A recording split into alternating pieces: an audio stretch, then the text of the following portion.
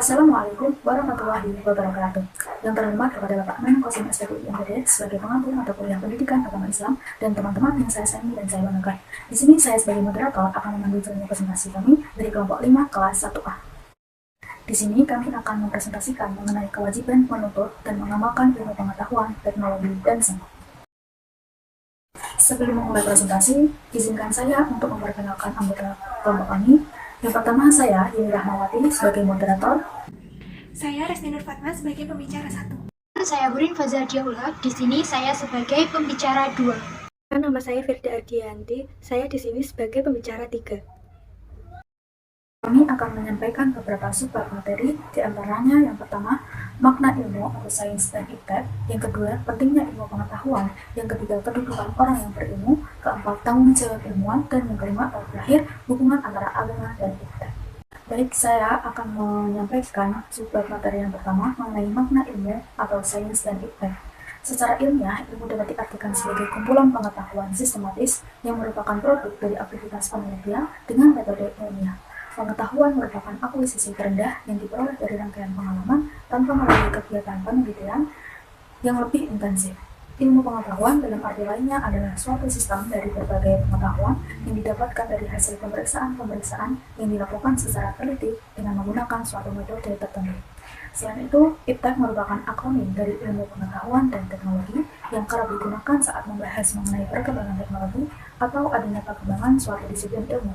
Perkembangan iptek sendiri terjadi karena adanya globalisasi. Berikutnya, tentang pentingnya ilmu pengetahuan. Ilmu pengetahuan dapat meningkatkan kualitas hidup di berbagai tingkatan, mulai dari pekerjaan rutin, kehidupan kita sehari-hari, hingga masalah global.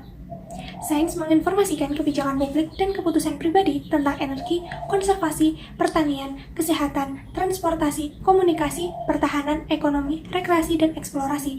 Hampir tidak mungkin untuk melebih-lebihkan berapa banyak aspek kehidupan modern yang dipengaruhi oleh ilmu pengetahuan.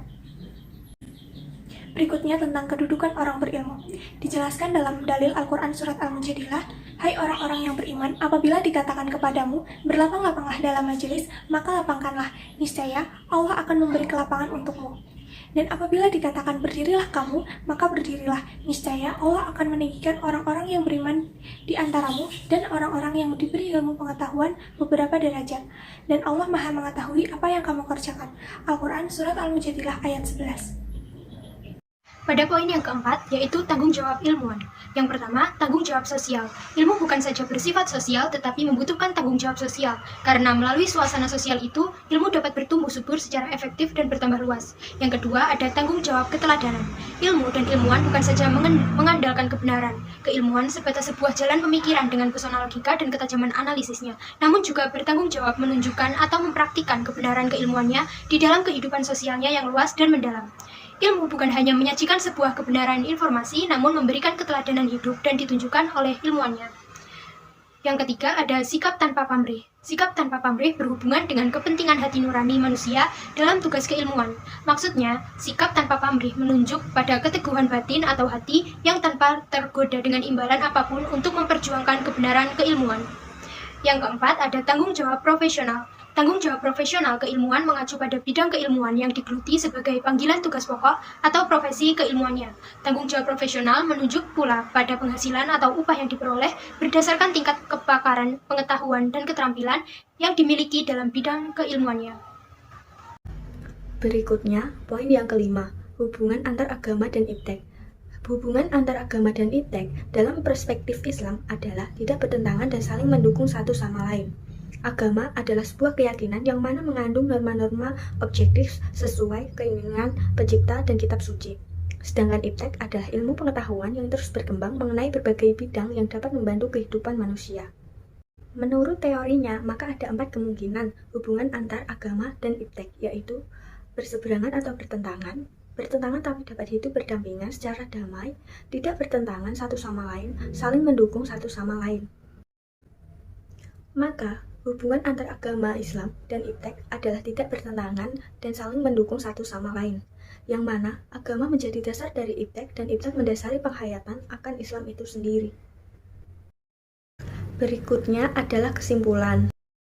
Di zaman yang terus berkembang, iptek juga mengalami perkembangan yang signifikan.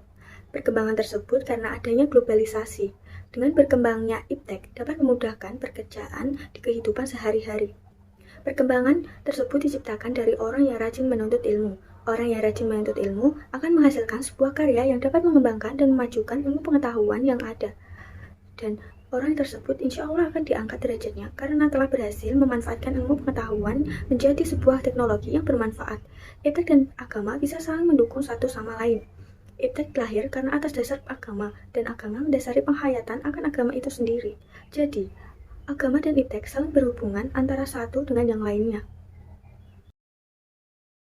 Sekian presentasi dari kelompok kami. Mohon maaf apabila ada kesalahan. Sekian dan terima kasih. Wassalamualaikum warahmatullahi wabarakatuh.